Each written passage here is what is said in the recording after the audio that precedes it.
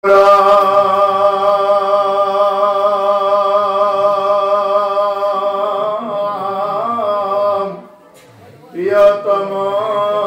আত্মা হৰি হংকৰ তো পৰে নাহিয়ান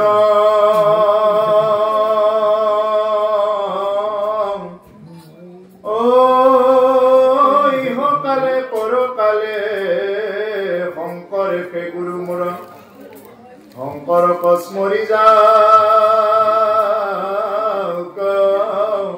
প্ৰাণৰাম শংকৰ কস্মৰি যাওক প্ৰাণ। দশম স্কন্ধ চতুসপ্ততিতম অধ্যায় কেকি আৰু বোমবধ দুলৰী খণ্ডৰ পৰা আৰম্ভ হৈছে। এৰাম হুক নিগলতি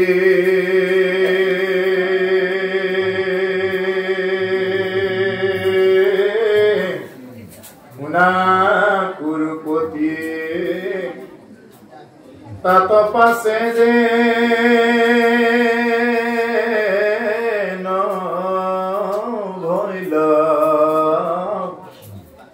শংকৰ আদেশ শুনি কেটি খেদি গোকুল পলাগি গইল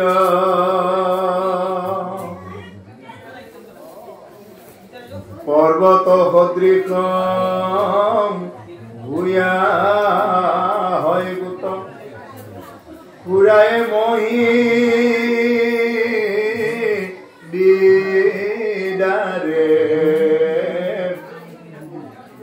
স্বৰ্গৰ বিমান উৰাই উৰাই পৰে কেশৰ জেৱে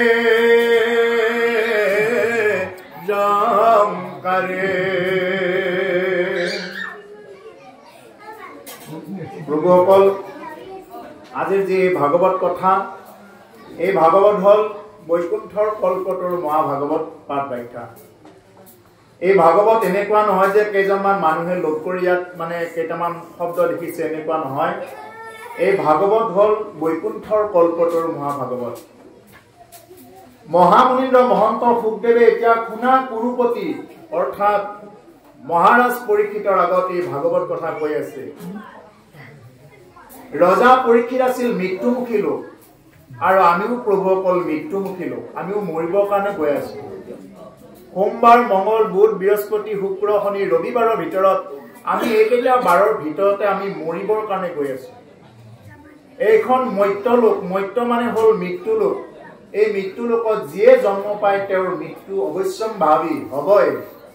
গতিকে সেইকাৰণে প্ৰভুসকল, যি ৰজা পৰীক্ষিতে সমীক মুনিৰ ডিঙিত মৰা সৰ্প আঁৰি দিছিলে, পানী বিচাৰি নাপায়, সেইটো সময়তে মৰা সৰ্প আঁৰি দিছিলে।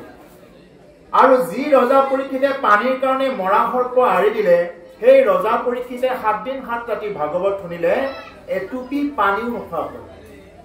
আৰু আমি ভাগৱত শুনি যে আমি গতি নাপাওঁ কিয় জানে? আমি ভাগৱতৰ মাজত তামোলৰ জুতি মাৰোতে, চাহৰ জুতি মাৰোতে আমি সেইকাৰণে আমি ভাগৱতৰ কথাই কোনো কাৰণত ক্ৰিয়া নকৰে। পানীত কোবাই ঢকাৰ নিচিনা হয়, সাঁচ নবহে। পানীত কোবালে যেনেকুৱাকে সাঁচ নবহে, যদি কোনোবাই ভাগৱতৰ মাজত কেৱল যদি ইন্দ্ৰিয় ভোগৰ কাৰণে, বিষয় ভোগৰ কাৰণে, তৃপ্তিৰ কাৰণে যদি কোনোবাই লাগি থাকে, তেতিয়াহ'লে এইবিলাক কথাই কেতিয়াও ক্ৰিয়া নকৰিব। যি 1 ঘণ্টা 2 ঘণ্টা বা যিমানেই নহওক কিয় এইখিনি যদি আমি শুনিব লগা হয়, তেতিয়াহ'লে শুনা সময়খিনি আমি কৃষ্ণ কথা একান্ত মনে শ্ৰৱণ কৰিব লাগে।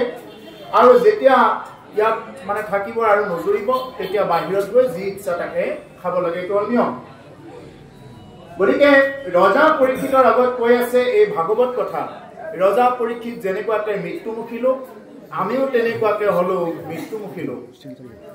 ৰজা পৰীক্ষিতে যেনেকুৱাকে অহা 7 দিনৰ ভিতৰত মৰিব বুলি জানে, আমি নাজানো যে কোনটো বাৰত মৰিম। আমি হলে সেইটো নাজানো, কোনটো সোমবাৰত মৰিম, কোনটো ৰবিবাৰত মৰিম, আমি সেইটো নাজানো। এই হল ৰজা পৰীক্ষিত আৰু আমাৰ মাজৰ এটা প্ৰধান পাৰ্থক্য। গতিকে প্ৰভুসকল, সেইকাৰণে ৰজা পৰীক্ষিততকৈ আৰু খুব চৰা হয় আমি যাতে কৃষ্ণ কথা যাতে সুন্দৰভাৱে শুনিব পাৰো, শ্ৰৱণ কীৰ্তন কৰা। প্ৰভুসকল মহামুনীন্দ্ৰ মহন্ত শুকদেৱে এই ভাগৱত কথা নকৈ বেলেগো ক'ব পাৰিলেহেঁতেন, বেলেগ যজ্ঞ অনুষ্ঠান আয়োজন কৰিব পাৰিলেহেঁতেন, বেলেগ পুৰাণ পাঠ কৰিব পাৰিলেহেঁতেন, কিন্তু তাকে নকৰি কি কৰিছে, গুৰুদেৱ শুকে কেৱল ভাগৱত পাঠে কৰি শুনাইছে। কিয়? কি বুলি কৈছে? শুক মুখাদমৃত দ্ৰৱ সংযুতম পিবত ভাগৱত ৰসমালয়ম মুহুৰহু ৰসিকা ভুগি ভাবুকা। এই ভাগৱতত কি হৈ আছে? ইয়াত ৰস বিলাক ইয়াত মানে জড়িত হৈ আছে। জীৱনৰ যি যি ৰস লাগে এই ৰস বিলাক এই ভাগৱতৰ লগত জড়িত হৈ আছে। সেইকাৰণে কি কৈছে আমাৰ মহাপুৰুষে গাইছে, এই সকল নিগম কল্পতৰু তাৰ ফল ভাগৱত মুখে কি গুণিত ভৈলা বিদিত ৰসত চতুৰ যিটো জন কৃষ্ণৰ চৰণে দিয়া মন পৰম সন্তোষে পিয়ুক ৰসয় অমৃত পৰম সন্তোষে পিয়ুক ৰসয় অমৃত। সকলো নিগম কল্পতৰ শাস্ত্ৰসমূহৰ ভিতৰত ভাগৱতেই মাত্ৰ এখন উত্তম শাস্ত্ৰ। সেইকাৰণে কৈছে তাৰ ফল মহাভাগৱত। প্ৰভুসকল আগতে ভাগৱত কি হৈ আছিলে? ফল হৈ আছিলে। মহামুনীন্দ্ৰ মহন্ত শুকদেৱে যেতিয়া এই ভাগৱত কথা পৰীক্ষিতক ক'লে, লগে লগে ভাগৱত ফলৰ পৰা ৰসলৈ পৰিৱৰ্তন হ'ল। ৰসত চতুৰ যিটো জন কৃষ্ণৰ চৰণে দিয়া মন। আপোনাৰ হ'বৰ দৰে ৰসত চতুৰ লোকসকলে কি কৰিব পাৰে? এই কৃষ্ণৰ চৰণত মন প্ৰাণ অৰ্পণ কৰি এই ৰসবিলাক জীৱনত আস্বাদন কৰিব পাৰে। আৰু যি ৰসতেই চতুৰ নহয়, তেওঁ কেতিয়াও যিমান যি কৰিলেও তেওঁ এই ৰসবিলাক কেতিয়াও ল'ব নোৱাৰে। যেনেদৰে এটা গিলাচত যদি আমি তাতে চেনি আৰু অকণমান নিমখ যদি এনেকে ঘাটি থাকো, এইটো লগে লগে ঘাট খাব, বেছি সময় নালাগে। আৰু যদি সেই একেটা পাত্ৰতে যদি বালি আৰু শিল কেইটামান লৈ যদি ঘাটি থাকো, আজি ৰাতিটো নহয় আৰু বহুত কেইটা ৰাতি পাৰ কৰিলেও এইটো ঘাট নাখাব। ঠিক তেনেকুৱা এই ভাগৱত কথা কিছুমান মানুহক যিমান ক'লেও কি নহয়, তেওঁলোকৰ হৃদয়খন গলিত নহয়, বিগলিত নহয়। কঠোৰ যিবিলাক হৃদয়ৰ ব্যক্তি, তেওঁলোকে এই ভাগৱতৰ কথাবিলাক পুৰকবিলাক তেওঁলোকৰ জীৱনত আস্বাদন কৰিব নোৱাৰে। গতিকে ভাগৱতৰ ৰস কোনে আস্বাদন কৰিব পাৰে? যি ৰসত চতুৰ বুলি কৈছে, ৰসত চতুৰ লোকসকলেহে এই ভাগৱতৰ ৰসবিলাক পান কৰিব পাৰে। শুক মানে হ'ল ভাটৌ চৰাই। ভাটৌ চৰায়ে যিটো ফলত মুখ দিয়ে খাবলৈ বৰ সোৱাদ হয়। ভাটৌ চৰায়ে যিটো ফলত মুখ দিয়ে এই ফলটো খাবলৈ বৰ সোৱাদ হয়। ঠিক তেনেকুৱা মহামুনীন্দ্ৰ মহন্ত শুকদেৱে অন্যান্য যজ্ঞ পূজা নকৰি এই যে কেৱল ভাগৱতত মুখ দিলে, অৰ্থাৎ মৃত্যুমুখী পৰীক্ষিত কলিৰ আৰম্ভণিৰ সময়খিনিত এই যে ভাগৱত কথা কৈ শুনালে, নিশ্চয় ইয়াত ৰস আছে। সেইকাৰণে এটা এটা ৰস, এটা এটা শব্দৰ পৰা এটা এটা ৰস নিগৰিত হয়। এই ৰসবিলাক ল'লে আমাৰ জীৱনত নিশ্চয়কৈ বহুত কাম হ'ব। আৰু সেই উদ্দেশ্যই আজিৰ যি অনুষ্ঠান আপোনাৰ বাবে আয়োজন কৰিছে, সেইটোৱে হ'ল উদ্দেশ্য। আমি যদি ভাগৱত পঢ়ি যাই থাকো, যদি আমি একো বুজিয়েই নাপাওঁ, তেতিয়াহ'লে ভাগৱত পঢ়ি কি কাম হ'ব? গতিকে ভাগৱত পঢ়ি আমি যাতে কিবা অকণমান হ'লেও যাতে আমি লৈ যাব পাৰোঁ। এতিয়া সেই মহামুনীন্দ্ৰ মহন্ত শুকদেৱে মহাৰাজ পৰীক্ষিতৰ আগত কৈ আছে, তাত পাছে যেন ভৈল। ইয়াৰ পিছত কি হ'ল? এই যে অপুৰক যে পঠালে, অপুৰক যে হয়ভৰ দিলে, তেওঁতো বেলেগকো পঠাব পাৰিলেহেঁতেন, কিন্তু অপুৰক যে পঠাইছে, কিয় পঠাইছে? অপুৰৰ কথা নিশ্চয় তাতে যদুকুলত তেওঁলোকে মানিব। অপুৰৰ বাহিৰে যদি বেলেগক পঠালেহেঁতেন, তেতিয়াহ'লে তেওঁলোকৰ কথা কেতিয়াও তেওঁলোকে নন্দ যশোদা আদি কৰি কোনেও তেওঁলোকৰ কথা নামানিব। গতিকে সেইকাৰণে অপুৰক পঠালে। ইয়াৰ পিছত কি হ'ল এই কথাখিনি? মহামুনীন্দ্ৰ মহন্ত শুকদেৱে মহাৰাজ পৰীক্ষিতক গংগাৰ তীৰত এখন বেহুৰ মাজত তেওঁক মানে একদম আবদ্ধ কৰি ৰাখিছে। দ্বাদশ স্কন্ধত ক'ব কথাখিনি। গতিকে তেনেকুৱা এটা অৱস্থাত এই ভাগৱত কথা কৈ আছে। কংসৰ আদেশে শুনি কেশী খেলি গোকুলক লাগি গইলা। এইবাৰ কেশী নামৰ সেই অসুৰজন গোকুলৰ ফালে গুচি গৈছে। কাৰ আদেশত? কংসৰ আদেশত গুচি গৈছে। পৰ্বত সদৃশ ভূঞা হয় গোট, খুৰাই মহি বিদাৰে।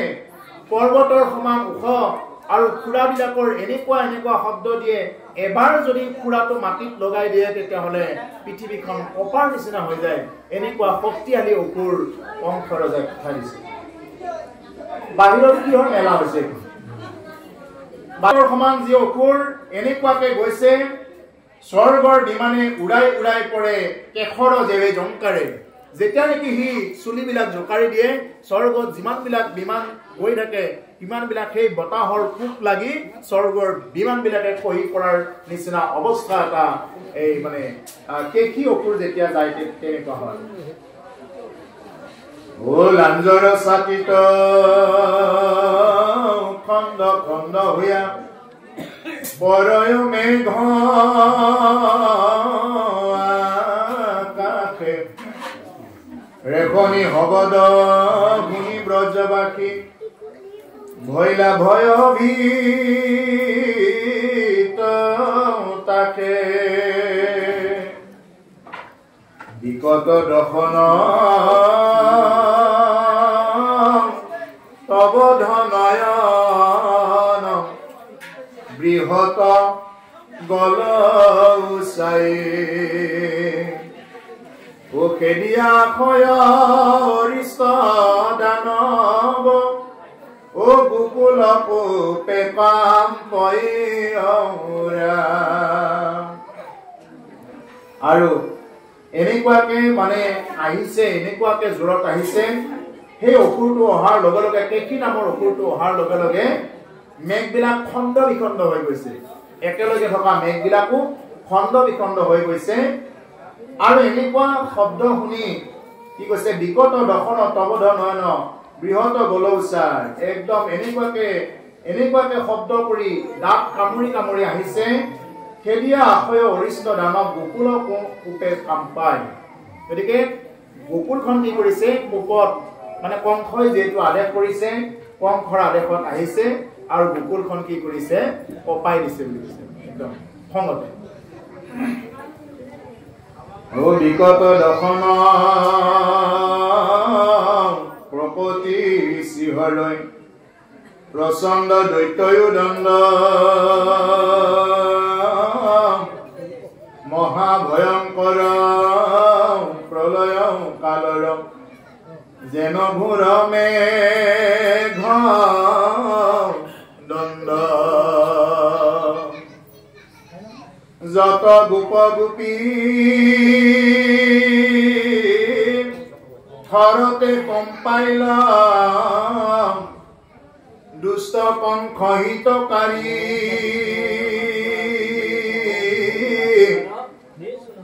গোকুলত পক্ষী অসুৰ নিষ্কলে কৃষ্ণ কচাই বিচাৰি।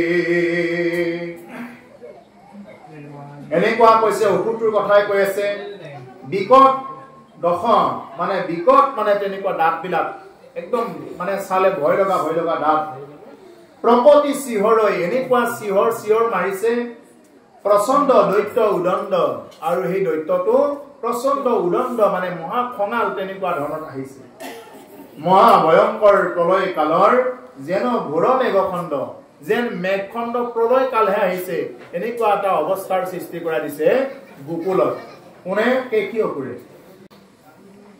ও যত গোপ গোপী থৰতে কম্পাইল দুষ্ট বংশ হিতকাৰী। গোকুলত পক্ষী অসুৰ নিষ্কলে কৃষ্ণ কচাই বিচাৰি। গোবিন্দ দেখন্ত কেশীৰ ভয়ত গোকুল হৈ উচ্ছন্ন। পীত বস্ত্ৰ তুলি কটিত বান্ধিলা যুদ্ধ ভৈলা সমন।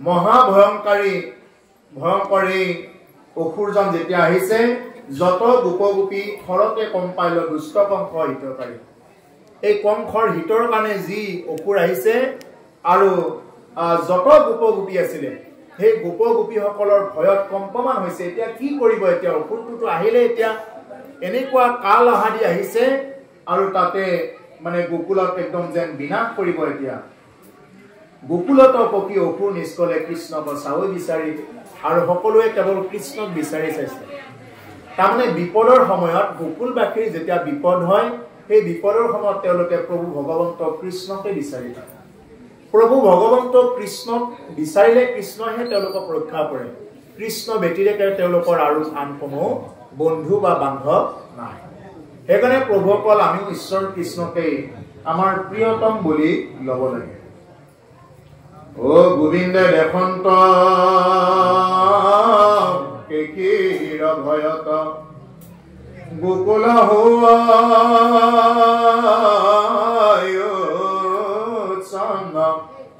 ইট বস্ত্ৰ তুলি কটিত বান্ধিলা যুদ্ধ ভৈলা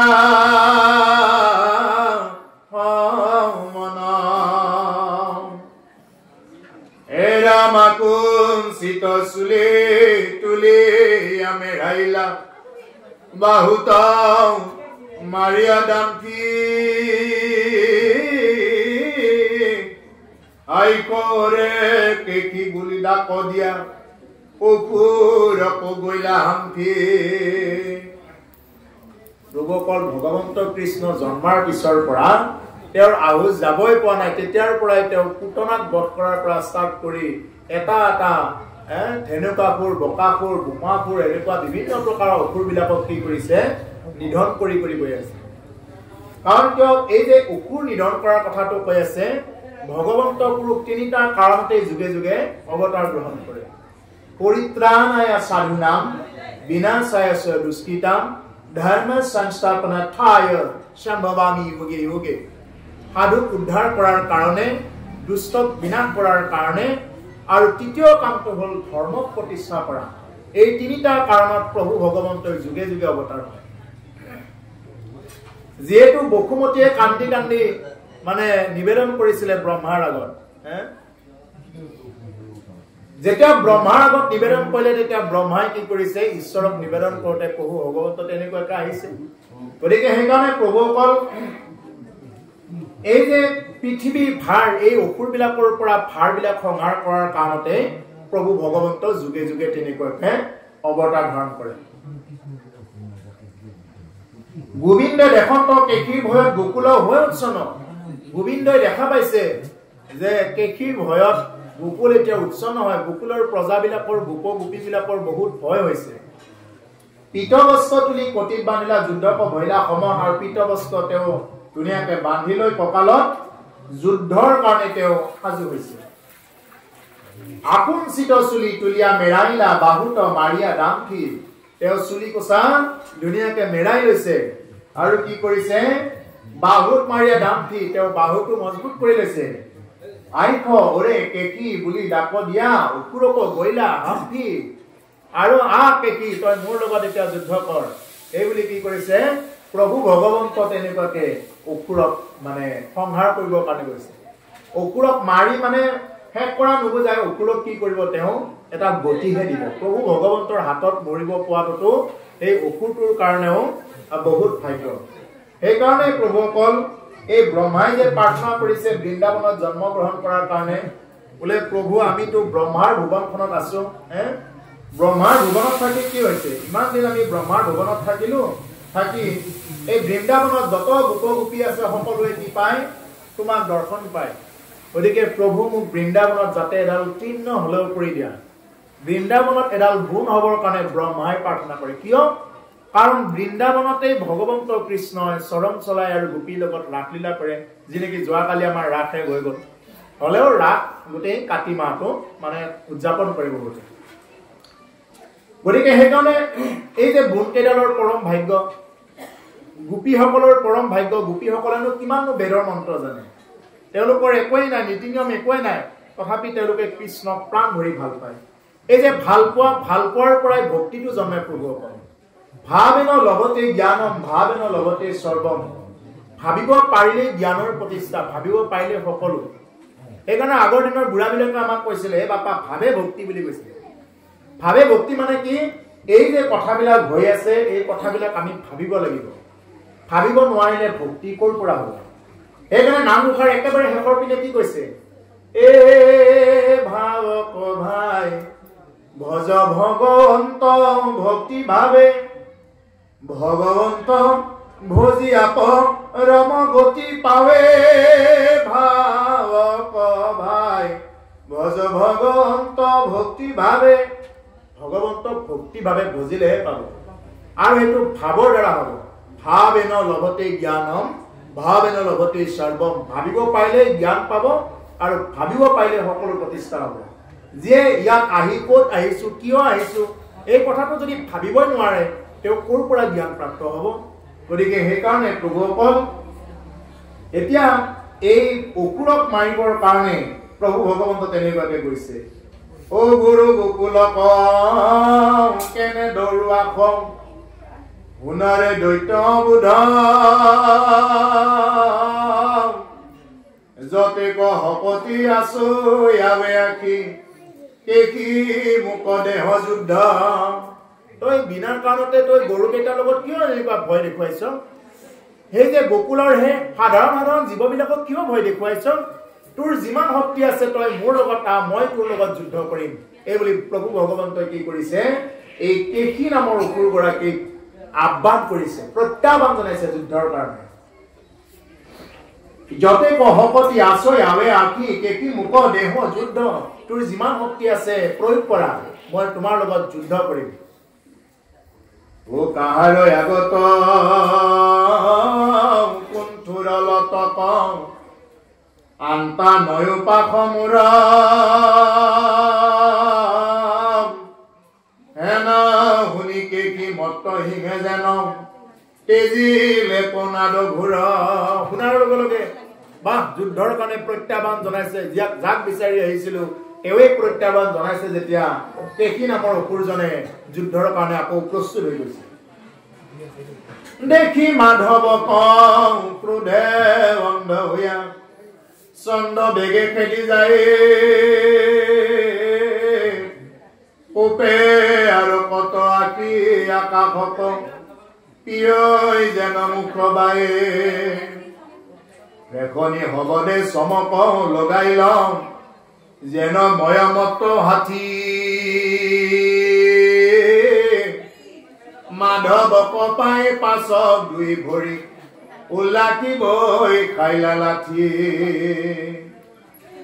কি কৈছে দেখি মাধৱক ক্ৰোধে অন্ধ হৈয়া চন্দ বেগে খেলি যায় ক্ৰোধত অন্ধ হৈ গৈছে কোনে কেকি অসুৰে ক্ৰোধত অন্ধ হৈ গৈছে এই যে খং নামে চান্দাল বুলি কয় নহয় মানে ক্ৰোধ এটা ক্ৰোধ যদি হয় তেতিয়াহ'লে এওঁনো কোন হয় সেইটো আগত আহোঁতেও তেওঁ চিনি পোৱা নাই যে এইজন যে মোৰ আগত বহি আছে এওঁ কোন হয় যাৰ নেকি অভিমানেৰে ভৰা থাকে অহংকাৰেৰে ভৰা থাকে তেওঁ বুজি নাপায় যে তেওঁৰ আগত কোন বহি আছে কাক কেনেদৰে মান্যতা কৰিব লাগে কাৰ আগত কেনেদৰে চলিব লাগে কাৰ আগত কেনেদৰে কথা ক'ব লাগে এইটো নাজানে গতিকে আজি সেই অসুৰজনেও ভগৱন্ত পুৰুষক সাক্ষাতত দেখা পাইছে এওঁ যে ত্ৰিভুৱনৰ হৰণকৰ্তা গোটেই যে ত্ৰিভুৱনৰ শক্তি যে তেওঁৰ হাতত আছে এই ত্ৰিভুৱন কি অনন্ত কোটি ব্ৰহ্মাণ্ডৰ যি নেকি সৃষ্টিকৰ্তা পালনকৰ্তা সংহাৰকৰ্তা যাৰ ইচ্ছাত সমস্ত হয় সেইজনক তেওঁ চিনি পোৱা নাই কোন হয় কাৰ আগত কৈ আছে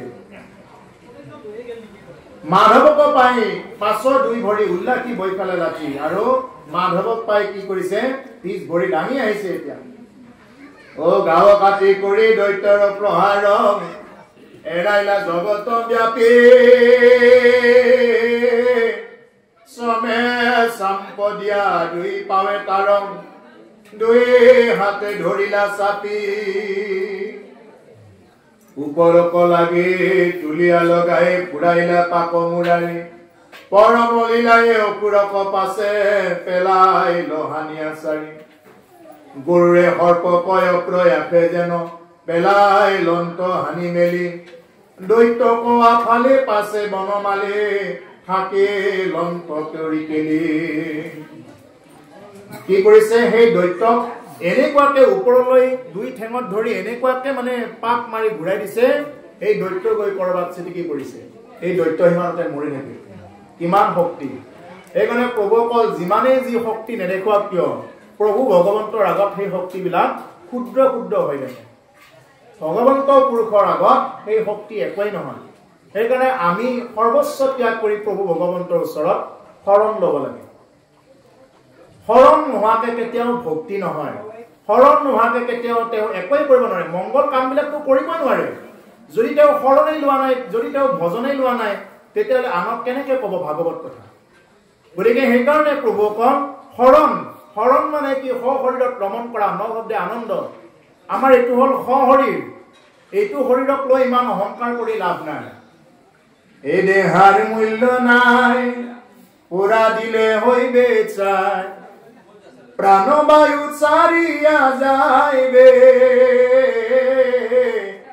নদীর কোলে হইবে বাসর অন্তিম কালে মন মোর রচনা তুমি কি আর জানো না সঙ্গে তো কাউ যাবে না সময় থাকিতে কেনে গুরু ভজিল না এইবুলি গাইছে কোনে গাইছে এইটো আমাৰ প্ৰাণৰ শিল্পী জুবিন গাৰ্গে গাই থৈ গৈছে কেইটামানে আগত কোচ ৰাজবংশী গীত যে মন মোৰ ৰচনা তুমি কি আর জানো না এই মনো ভাই তই কি নাজানা তুমি কি আর জানো না সঙ্গে তো কাউ যাবে না তোমার লগত তো কোনো না যায় তুমি এতিয়া আছা তুমি মোৰ ঘৰ মোৰ মাটি মোৰ লৰা মোৰ তিউটা এনেকা আছা এবিলাক কোনো তোমাৰ লগত না যায় তুমি যিমানেই যি নকৰা কি এবিলাক কোনো না যায় সঙ্গে তো কাউ যাবে না সময় থাকিতে কেনে গুরু ভজিল না সময় থাকোতে কিয়নো গুরু ভজনা কৰা নাই গু মানে অন্ধকাৰ ৰু মানে পোহৰ যি আমাক অন্ধকাৰৰ পৰা পোহৰলৈ নিব পাৰে যদি তেনেকুৱা গুৰুৱে ভজনা কৰা নহয় তুমি গুৰু সম্পৰ্কে আনক কেনেকে কবা কেনেকে ব্যাখ্যা দাঙি ধৰিবা তুমি গতিকে সেইকাৰণে সৰ্বপ্ৰথম হল নিজে শুদ্ধ হোৱা তাৰ পিছত আনক শুদ্ধ কৰা যদি নিজে শুদ্ধ হ'ব পৰা নাযায় নিজেই যদি সেইবিলাকত আগবঢ়া নাযায় আনৰ আগত কেনেকে ব্যাখ্যা দাঙি ধৰা হ'ব গতিকে সেইকাৰণে প্ৰভুসকল যিমানেই যি শক্তি নেদেখুৱা কিয় এই শক্তি মাধৱৰ আগত সম্পূৰ্ণ ধূলিকণা মাত্ৰ আৰু মাধৱে সেই অসুৰক কি কৰিলে একে খন্তেকতে তাক ওফৰাই মাৰি পেলালে পতক্ষণে কেকি হিন্দুকি উঠিয়া চিঞৰিল মহাকোপে দুনাই বায়ু বেগে বায়া বেতগোট কৃষ্ণ পথ হাইৰাটোৱে বহু দূৰত চিটিকি পৰিল আৰু দুনাই আকৌ চিটিকি পৰি কিবাকে অকণমান প্ৰান্ত লৈ আকৌ খেদি আহিব ধৰিছিল ও গবৰ সদিক বদন দেখিয়া হাকি হৰি কৰি কেলে কেকিৰ মুখত ভৰাই লন্ত আগম বাঢ়ে বাম বাহু মেলি এইবাৰ কেকিৰ মুখতে কি কৰিছে একদম বাম বাহু বাও হাতখন কি কৰিছে কেকিৰ মুখতে ভৰাই দিছে গব্বৰ সদৃশ বদন দেখিয়া বদন মানে মুখ গব্বৰ মানে এটা গাঁতৰ নিচিনা এটা মুখখন দেখা পাই কি কৰিছে হাঁহি কৰি কেলি হাঁহিৰ চলেৰে কি কৰিছে তাৰ মুখত হাতখন বাও হাতখন এনেকে ভৰাই দিছে তাৰ মুখত ভৰাই দিছে কেকি অসুৰৰ মুখত দ্বিতীয়বাৰ যেতিয়া আকৌ খেদি আহিছে সি মৰিও যেতিয়া আকৌ খেদি আহিছে তেতিয়া এবাৰ তাৰ মুখতে ভৰাই দিছে হাতখন ও যেন মহাসৰ্প উকি লগত দেখি কেকি মুখ মুৰি চুবাই বাক লাগে বিকট দশনে আন্তিল দান্ত মুৰি তপত লোহাত লাগি যেন তিন্ন কাষ্টৰ হৈ উপান্ত বাহু ঘড়ীখনে ফুকিলতে খনে তাৰ দুই পালি দান্ত গোবিন্দৰ বাহু বাঢ়িবে লাগিল কেকিৰ দেহা সংযোগে গলকো ভেন্টিল পেট উফৰিল জেল জলন্ধৰ ৰোগে জলন্ধৰ ৰোগটো বুজি পাই নহয় পেচাব কৰা লাগিলেও পেচাব কৰিব নোৱাৰা নিচিনা এনেকুৱা ধৰণৰ এটা ৰোগৰ নিচিনা অৱস্থা কৰি দিলে মানে হাতখন এনেকুৱাকে ভৰাই দিছে একদম এই পিছফালেৰে গৈ হাতখন ওলাই গৈছে মাধৱৰ হাতখন এনেকুৱা দীঘল কৰি দিছে হাতখন গৈ গৈ একদম পিছফালেৰে ওলাই গৈছে সি এতিয়া পেচাবো কৰিব নোৱাৰে পায়খানাও কৰিব নোৱাৰে এনেকুৱা ধৰণৰ অৱস্থা হ'ল আৰু অসুৰ সবাই মাক লাগি বিকট দখন আন্তিল দান্ত কামুৰিব চাইছে কিন্তু পৰা নাই ও উখা নোলাই মহাপীড়া পাই ঘাম বহি যায় গোটে হাত ভৰিৰে আকি মুখ মুন্দি উপায়িতো আস্ফুতে সেইটো ৰণস্থলী লাদে উপচাই মুতে বুঢ়াই কতো দূৰ প্ৰাণ চাৰি পাছে ভূমিত পৰিয়া মৰি লকে কিয় ফুৰ আৰু এইবাৰ উশাহ ল'ব নোৱাৰি সি মৰি থাকিল ও কেকিৰ হৰিৰ কৰে চিৰা চিৰা পেলাইলা কৃষ্ণে বিপাতি যেন পকাৱাতি বনিয়া চিনাল খণ্ড খণ্ড ভৈল ফাটি এৰাম পাছে মৰা দেহ হন্তে নিজ ভুজম আজুৰি কৰিলা বাজ অপ্ৰয়াসে হিতু অসুৰ সংহৰি হাদিলন্ত দেৱ কাজ কেকি অসুৰৰ গাটো যেতিয়া পৰি গ'ল মৃতদেহটো পৰি গ'ল একদম গোকুলৰ মানে আধা ঢাক খাই গ'ল ইমান যেহেতু পৰ্বতৰ সমান ওখ এটা অসুৰ গোকুলৰ মানে আধা ঢাক খাই গ'ল এই অসুৰজনৰ যেতিয়া নেকি পৰি গ'ল আৰু কি কৰিছে সেই অসুৰক যেতিয়া নেকি মানে আঁতৰ কৰিব লগা হৈছে তেতিয়া অকণমানকৈ খণ্ড খণ্ডকৈ কাটি কাটিহে কি কৰিছে সেই অসুৰটো গোকুলৰ পৰা আঁতৰ কৰিছে অপ্ৰয়াসে এইটো অসুৰ সংহৰি হাদিলন্ত দেৱকাজ অপ্ৰয়াসে কোনো ধৰণৰ কষ্ট নকৰাকৈ তেওঁ দেৱতাৰ কাজ কৰিলে দেৱতাসকলে যিটো বিচাৰিছিলে অসুৰ সংহাৰ এই অসুৰ সংহাৰটো প্ৰভু ভগৱন্তই কৰিলে গতিকে প্ৰভু অকল সেই অসুৰবিলাক শক্তিবিলাক যদি আমাৰ ভিতৰতো আছে এই অসুৰ শক্তিবিলাক সংহাৰ হ'ব কেতিয়া যেতিয়া নেকি প্ৰভু ভগৱন্তই যেতিয়া নেকি আমাক আহি কৃপা কৰিব যেতিয়ালৈকে কৃপা নকৰিব তেতিয়ালৈকে ভিতৰত থকা অসুৰ কেতিয়াও সংহাৰ নহয় গতিকে ভিতৰৰ অসুৰটো সংহাৰ হ'বৰ কাৰণে কি কৰিব লাগিব তেওঁ প্ৰভু ভগৱন্তৰ গুণ নাম ল'ব লাগিব ও দেখি ব্ৰহ্মা হৰ কিডকে হৈত বৰকিলা পুষ্প জাকি অনেক আনন্দে দুন্দুভি বজাইল গগন মণ্ডলে থাকি অশেষ বিনতি তুতি কৰি পাছে স্বৰ্গক গৈলাটো নাই গোপগণে বেঢ়ি মহিমা কীৰ্তন কৰিল কৃষ্ণ পচাই তেওঁ যেতিয়া অসুৰ সংহাৰ কৰিলে দেখি ব্ৰহ্মা আৰু সদাশিৱই কি কৰিছে বৰশিল পুষ্প জাকি পুষ্প বৃষ্টি কৰিছে কাৰ ওপৰত ভগৱন্ত কৃষ্ণৰ ওপৰত পুষ্প বৃষ্টি কৰিছে কিয়নো তেওঁ মানে জগতত যি উদ্দেশ্যে জন্মগ্ৰহণ কৰিছিলে এটা এটা ভূমি ভাৰ তেওঁ নোহোৱা কৰিছে সংহাৰ কৰি আছে সেইকাৰণে প্ৰভুসকল আমাৰ ইয়াৰ পৰা ব্ৰহ্মলোকলৈ যিমান দেৱ দেৱতা আছে সমস্ত বিলাকে কি মায়া শয্যাৰ মাজত ঘুমতি গৈ আছে সেইকাৰণে কি বুলি কয় এই ব্ৰহ্মায়া দিকৰি জীৱ যত ৰাম ৰাম ৰাম ৰাম ৰাম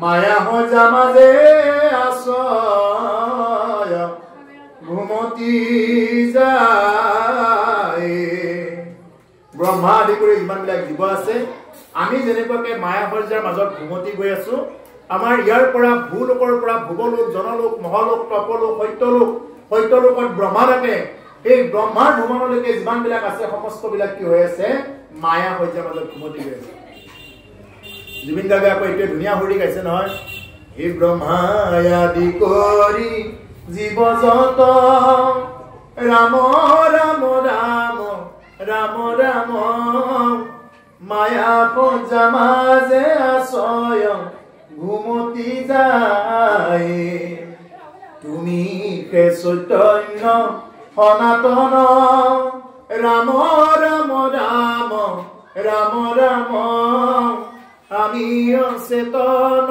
নিয়োগ নাথ জগাই। এটা বৰ ধুনীয়া আধুনিক কৰি এইটো জুবিন গাৰ্গে কণ্ঠদান কৰিছিল। মানে তুমি কেৱল চৈতন্য, মানে তুমিয়েই কেৱল চেতনা থকা, বাকী চব অচেতন। বাকী আমি যিমানবিলাক জীৱ আছো আমি সকলো হলো অচেতন। সেইকাৰণে যিমান কৃষ্ণ নাম ৰাম নাম লোৱা বুলি ক'লেও আমাৰ সেইটো ব্ৰেইনত আমাৰ নোসোমায়। এইবিলাক মায়াই কি কৰে আমাক ঘূৰাই ঘূৰাই আনে যিমানেই যি নকৰক। সেইকাৰণে প্ৰভুসকল আমি সকলো মায়া সজ্জাৰ মাজত সেইকাৰণে বন্দী হৈ আছো।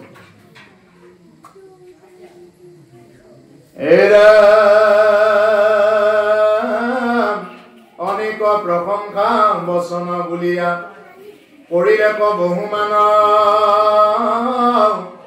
অসুৰ মাৰি তুমি কেমুৰাৰী দিলাই আজি প্ৰাণ দান।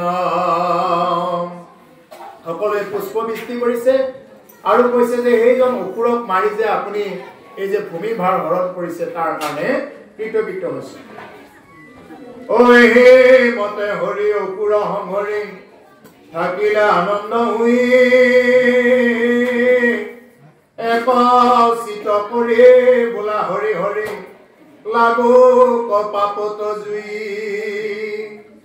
এইমতে হৰি অসুৰ সংহাৰ কৰি থাকিলে আনন্দ হৈ থাকিল একচিত কৰি বোলা হৰি হৰি লাগো পাপত জুই। এতিয়া আমাৰ সেই পাপৰ ভাগৰি জুই লাগিব লাগে। আমি এতিয়া পাপবিলাক কি বস্তু? পাপবিলাক বোলে কালি কৰিলো, আজি হৰি নাম ললো, খণ্ডন হল আৰু নালাগিব, এনেকুৱা নহয়। পাপবিলাক কেনেকুৱা বস্তু? যেনেকুৱাকে জংঘলত জুই লাগিল, যেনিবা জুই লাগি গোটেই পাহাৰখন পুৰা গ'ল, হাবি জংঘল চব পুৰা গ'ল। সেইবিলাক পুৰা যোৱাৰ পিছতো এনেকুৱা নহয় যে তাত আৰু জংঘল কোনোদিনে নগজিব, এনেকুৱা নহয়। মানে এনেকুৱা নহয় যে আমি হৰি নাম আজি ললো, আজিৰ পৰা চব পাপ শেষ আৰু আজিৰ পৰা নললেও হ'ব, এনেকুৱা নহয়। আজি হৰি নাম ললো, আমাৰ পাপ শেষ, বা আমি কৃষ্ণ কথা শুনাৰ লগে লগে আমাৰ পাপ না হ'ল সঁচা, পাপৰ ভাগৰি জুই লাগিছে। কিন্তু এনেকুৱা নহয় যে সৰ্বতো সময়ত আৰু যিমান যি বেয়া কাম কৰি থাকক আৰু পাপ নহব, তেনেকুৱা নহয়। সমস্ত বিলাক কি আছে? এই পাপ বিলাক নোহোৱা কৰিবৰ কাৰণে কি বুলি কৈছে? হৰি নাম।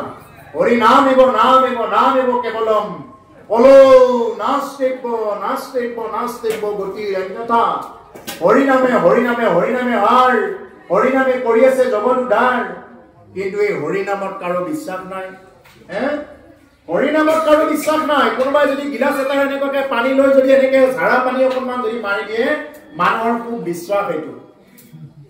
যদি মানুহৰ গাত যদি এনেকুৱাকে ঝাৰা পানী অকণমান লৈ যদি মাৰি দিয়ে, মানুহৰ খুব বিশ্বাস। মানুহে এনেই ভক্তি হব বিচাৰে, কিন্তু ৰাম নাম লবৰ কাৰণে টান পায়। তোমাৰ যে কৃষ্ণ নাম ললেই যে তুমি ভিতৰে বাহিৰে যে গতি পাবা, এইটো কোনেও বিশ্বাস নকৰে।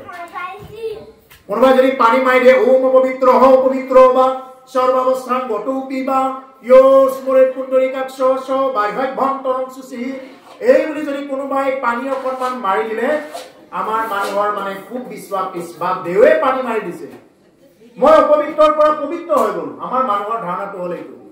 কি ধাৰণা? বোলে অপবিত্ৰ হ পবিত্ৰ বা, মই অপবিত্ৰৰ পৰা পবিত্ৰ হৈ গলো। অৰ্থটো কি কৈছিলে? ওম পবিত্ৰ হ পবিত্ৰ বা, তুমি পবিত্ৰই হোৱা বা অপবিত্ৰই হোৱা, সৰ্বাৱস্থান গতৌ পিবা, তুমি যি অৱস্থাতে নাথাকা কিয়, ইয় স্মৰে পুণ্ডৰীকাক্ষ, তুমি পুণ্ডৰীকাক্ষ প্ৰভু ভগৱন্ত কৃষ্ণ নাম লোৱা, স বাহ্যভ্যন্তৰং সুচি, তেতিয়াহে তুমি বাহিৰে ভিতৰে সুচি হবা। নহলে তোমাক কোনোবাই পানী মাৰি সুচি কৰিব পাৰে? কোনে পাৰে পানী মাৰি তাক সুচি কৰিবৰ কাৰণে? তুমি যদি কৃষ্ণ নাম নোলোৱা, ৰাম নাম নোলোৱা, তেতিয়াহলে তোমাৰ পাপৰ ভাগৰিত কোনো কালে জুই নালাগে। কিন্তু আমাৰ মানুহে কি লাগে? মানুহে এইটো বিচাৰে, কোনোবাই মোক পানী মাৰি দিয়ক, মোৰ পাপ বিলাক মাফ কৰি দিয়ক, মই এনেই যি যাতে পাপ কৰিলেও যাতে অকণমান পানী মাৰিলে যাতে পাপটো নাগ হৈ যাওক। এইটো হল আমাৰ মানুহৰ চিন্তাধাৰণা। ভাগৱতে কিন্তু এনেকুৱা কোৱা নাই। ভাগৱতে কৈছে সমস্ত আপুনি যিমান যাগ যজ্ঞ পূজা পাতল যিমানেই যি নকৰক, শুদ্ধিকৰণ কৰিবৰ কাৰণে এই মন্ত্ৰটোৱে মাতিব। সুধি চাওক, যিমান পণ্ডিত আছে সুধি চাওক, শুদ্ধিকৰণ কৰিবৰ কাৰণে এই মন্ত্ৰটোৱে মাতিব। আৰু যিমান মন্ত্ৰ মাতে, সমস্ত মন্ত্ৰৰ আগত কি বুলি কব? হৰি ওম। হৰি নাম, হৰি নাম স্মৰণ কৰিলেহে শুদ্ধি হব। হৰি নামৰ বাহিৰে কোনেও শুদ্ধি কৰাই দিব নোৱাৰে। আজি আপোনালোকে খাগৰা তলবাসী ৰাইজে যি নেকি আপোনালোকে ভাগৱত পাঠ ব্যাখ্যা অনুষ্ঠান আয়োজন কৰিছে, আপোনালোকৰ বহুতে জানে কাৰণে এই অনুষ্ঠান আয়োজন কৰিছে ভাগৱত পাঠ ব্যাখ্যা। কাৰণ কিয় কলি যুগত যাগ যজ্ঞ পূজা পাতল কৰিলে যি ফল পাব লাগে সেই ফল পোৱাত অসমৰ্থ হ'ব। যাগ যজ্ঞ পূজা পাতল কৰিলে আগতে কি ওলাইছিল, যজ্ঞৰ কুণ্ডৰ পৰা আগতে কাৰোবাৰ যদি সন্তান নাথাকে বোলে এইখিনি পায়স লোৱা, তোমাৰ সতি সন্ততি হৈ যাব। যদি অস্ত্ৰ হস্ত লাগে যজ্ঞৰ কুণ্ডৰ পৰা প্ৰাপ্ত হৈছিল। আজিকালি হৈছে নেকি কৰবাত, শুনিছে নেকি? নাই হোৱা। সেইকাৰণে প্ৰভুসকল ভাগৱতে বাৰ বাৰ কৈছে, হে ভাই মুখে বোলা নাম হৃদয়ে ধৰা ৰূপ, এতেকে মুকুতি পাইবা কহিলো স্বৰূপ। ভাই মুখে বোলা নাম হৃদয়ে ধৰা ৰূপ, এতেকে মুকুতি পাইবা কহিলো স্বৰূপ। মুকুতি পোৱাৰ প্ৰধান ৰাস্তাটোৱে হ'ল হৰি নাম। হৰি নাম নোলোৱাকৈ কোনে কৰিব পাৰে? ইমান সুমধুৰ ৰাম নাম যদি কোনোবাই লয়, কি সুন্দৰ আছে। হে ৰাম নাম কি মধুৰ, হৰি নাম কি মধুৰ, ও মধুময় হৰিৰ নাম মন প্ৰাণ কৰে জোৰ, মন প্ৰাণ কৰে জোৰ। এই হৰি নামে মন প্ৰাণ জোৰ কৰিব পাৰিব। গংগাত ভাগীৰথী গংগাত গা ধুলে আপোনাৰ বাহিৰখনে পবিত্ৰ হ'ব। ভাগৱত গংগাত যদি গা ধোৱাৰ নিচিনাকে ধুৱে, স্নান কৰে, তেতিয়াহ'লে আপুনি ভিতৰে বাহিৰে পবিত্ৰ হ'ব। গংগাত গা ধুলে এই পাপটো অকণমান নাশ কৰিব পাৰে, কিন্তু গজালি উভালি দিব নোৱাৰে। ভাগৱত গংগাত যদি গা ধুব পাৰে, স্নান কৰিব পাৰে, তেতিয়াহ'লে আপোনাক ভিতৰে বাহিৰে শুদ্ধি কৰাব পাৰে। বাহিৰখন পৰিষ্কাৰ কৰাৰ কাৰণে বিভিন্ন প্ৰকাৰৰ চাবোন, ফেচ ৱাছ, লোচন, ক্ৰীম বহুত ওলালে, কিন্তু ভিতৰখন পবিত্ৰ কৰাৰ কাৰণে এটাই উপায় আছে, হ'ল ৰাম নাম কৃষ্ণ নাম। সেইকাৰণে প্ৰভুসকল কোনোবাই শৰণ লৈছে নলৈছে এইটো ডাঙৰ কথা নহয়, শৰণ লওক বা নলওক, কিন্তু ৰাম নাম কৃষ্ণ নাম হৰি নাম মাধৱ যাদৱ গোবিন্দ গোপাল কৰুণা হিন্দু ৰস হিন্দু যি নাম ভাল লাগে খালি নাম জপ কৰকচোন। নাম জপ কৰা অভ্যাস কৰক। 24 ঘণ্টাৰ ভিতৰত অন্তত 5 মিনিটৰ পৰা আৰম্ভ কৰি অন্তত 24 মিনিট সময় আমি যাতে ভাৱত থাকিব পাৰো, কৃষ্ণ ভাৱনা হৈ যাতে থাকিব পাৰো, এইটো চেষ্টা কৰক। দেখিব এইটো যদি চেষ্টা কৰিব পাৰে, তেতিয়াহ'লে জীৱনত আৰু ভাগৱত কথা শুনিলেও আপুনি সেই ফলটো পাব, নুশুনিলেও সেই ফলটো পাব, যদি আপুনি নামমুখী হৈ থাকিব পাৰে। নামেহে তৰাব, নামৰ বাহিৰে কোনেও আপোনাক মন্ত্ৰ মাতি তন্ত্ৰ কৰি একো কৰিব নোৱাৰে। যিয়ে নামত থাকে তেওঁক কোনেও ঔষধ আদি কৰিব নোৱাৰে, কোনোবাই গ্ৰহ জপাই দিব নোৱাৰে। এতিয়া কিছুমান মানুহে কোনোবা কবিৰাজে কিবা কৰিলে এই বুলি কবিৰাজৰ লগত কেৱল জাপ লোৱাত ব্যস্ত, তাবিজ লোৱাত ব্যস্ত, কেৱল বোলে শনি গ্ৰহে পালে, কেতুৱে পালে, ৰাহুৱে পালে, এই বুলি ৰাহু কেতু পূজা কৰে মনুষ্যই। আৰে যি ৰাহু কেতুৱে মানুহক পূজা কৰিছিলে, খটাংগ ৰজাৰ দৰে আমাৰ দৰে এজন মানুহ আছিল খটাংগ ৰজা। সেই খটাংগ ৰজাক দেৱতাসকলে থাকিব নোৱাৰি, অসুৰৰ উত্তাপত থাকিব নোৱাৰি আমাৰে এজন মানুহক তেনেকুৱাকে লৈ গৈছিলে। আৰু সেই মানুহজনে 2 দণ্ডত ভগৱন্ত পুৰুষক চিন্তা কৰি 2 দণ্ড মানে প্ৰায় 48 মিনিট সময়ত ভক্তি কৰি গতি পাইছিলে। আপুনি মই কিয় নাপাম, কিয় নিদিব? মুচুকুণ্ড নামৰ আন এজন ৰজা আছিলে আমাৰে মাজৰ, সেইজন ৰজাক লৈ গৈছিলে দেৱতাসকলে, তেতিয়াও স্বৰ্গত হাহাকাৰ লাগি গৈছিলে। এই ৰজাজনে স্বৰ্গত ৰক্ষা কৰি আছিলে। এতিয়া আমাৰ মানুহবিলাকে কি কৰে, শনিৰ পৰা পৰিত্ৰাণ পাবৰ কাৰণে শনি পূজা কৰি তৎপনে। কিয় বিশ্বাস কিয় কৰা নাই? তুমি ৰাম নামত বিশ্বাস কৰা নাই, কৃষ্ণ নামত বিশ্বাস কৰা নাই। যদি ৰাম নাম কৃষ্ণ নাম যদি জপ কৰি থাকা, নাম মুখাত কি কৈছে, যিটো জনে হৰি গুণ গাৱে শুদ্ধভাৱে, বিঘ্নিৰ মুণ্ডত ভৰি দিয়া হৰি গুণ গাই নাচে, বিঘ্নিৰ মূৰত ভৰি থৈ হৰি গুণ গাই নাচিব পাৰিব। আপোনালোকে আজিৰ পৰা একদম বিশ্বাস কৰি লৈ যাব, এই কথাটো একান্ত বিশ্বাস হৈ কোনেও একো কৰিব নোৱাৰে। যদি ৰাম নাম কৃষ্ণ নাম যদি অন্তত 24 ঘণ্টাত যদি 24 মিনিট সময় যদি লবৰ কাৰণে চেষ্টা কৰে, আপোনাক কোনো বিধি ব্যৱস্থা একো কৰিব নোৱাৰিব। কিন্তু কৰিব পাৰিব যেতিয়া নেকি আপুনি নামমুখী হৈ নচলিব, তেতিয়া অনেক গ্ৰহ ৰাহু কেতুৱে কিন্তু তেতিয়া আগুৰি ধৰিব। এইটো কাটাং। সেইকাৰণে প্ৰভুসকল নামত বিশ্বাস কৰক, নামেহে তৰাব, নামৰ বাহিৰে বেলেগে একো কৰি দিব নোৱাৰে। গতিকে সেইকাৰণে প্ৰভুসকল নামত বিশ্বাস কৰি চলিলে আমাৰ ভকতি ৰকতি মুকুতি গোটেইখিনি হ'ব। সেইকাৰণে নাম গতিকে ইমানতে আমাৰ এটা চেক সমাপ্ত হৈছে।